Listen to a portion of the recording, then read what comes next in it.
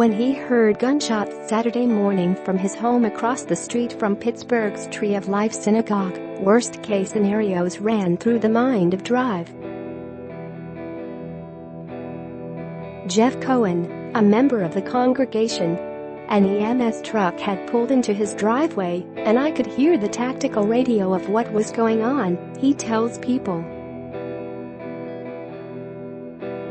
I had a bird's-eye view of the whole thing. At some point we heard 20-30 shots fired. In retrospect, it was probably the time he was killing people. Panicked in his household took hold as the police presence grew on the street outside the synagogue, where Cohen had been married and his children celebrated bar and bat mitzvahs. Cohen's wife was in tears. Her mother was a regular attendee at Tree of Life services, and the family initially could not contact her. Once we found out she had slept in and didn't go to services, we were relieved, Cohen says. I went outside. It was very early in the process. There was a police officer walking down the street telling everybody to get inside. Of course, I stayed outside for a bit, and then he said, "Get in the house." There's an active shooter. These guys ran toward the danger.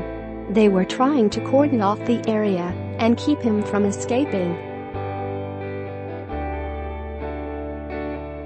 As the magnitude of the horror became apparent, Cohen, the president of Allegheny General Hospital in the city, was in contact with his hospital staff as it readied to receive victims. "We were told 11 down," he says, and it eventually became 11 dead. Captured by police after the attack that also injured 6, including 4 responding officers, the alleged shooter, Robert Bowers, was taken to the same hospital to be treated for gunshot wounds. When he got out of the ambulance, I was told that he was screaming, "Kill all the Jews," says Cohen. His nurse was Jewish, and his doctor in the emergency room was Jewish, and I'm Jewish. "We just did what we do here," he said by phone from the hospital on Monday. "We take care of patients. We don't ask questions. So we took care of him. My staff did a great job," Cohen says. Bowers, 46, was discharged from the hospital Monday. He faces 29 criminal charges that include obstructing the free exercise of religious beliefs, a hate crime for which federal authorities said they intend to pursue the death penalty, reports the New York Times. Before Bowers was released from the hospital, Cohen asked to meet with him. "It was a very quick encounter, and I checked with the police officers that were securing him to make sure it was okay," he says. "I thanked Pittsburgh police for their bravery at the scene. I went in. I asked him, 'How are you feeling? Are you in pain?' He was a bit groggy. He asked me who I was. I said I was Dr. Cohen, I'm the president of the hospital." There are so many subplots. I was told at one point the patient threw up on the Jewish nurse and then apologized to him. "It's just surreal," he says. "That's not what Pittsburgh is.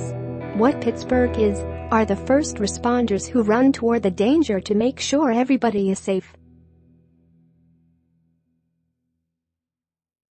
And the nurses and the doctors, they don't judge, they just take care of patients. If you told me this would happen outside my door, I would have told you you need medication. This can happen anywhere," Cohen says. He goes and shoots up a synagogue, where you've got a 71-year-old victim, and developmentally handicapped brothers, and a 97-year-old. These people aren't threats to anybody.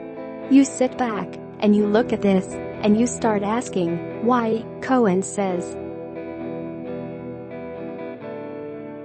And I don't know why. All I know is it happened and somehow or another we'll get through this.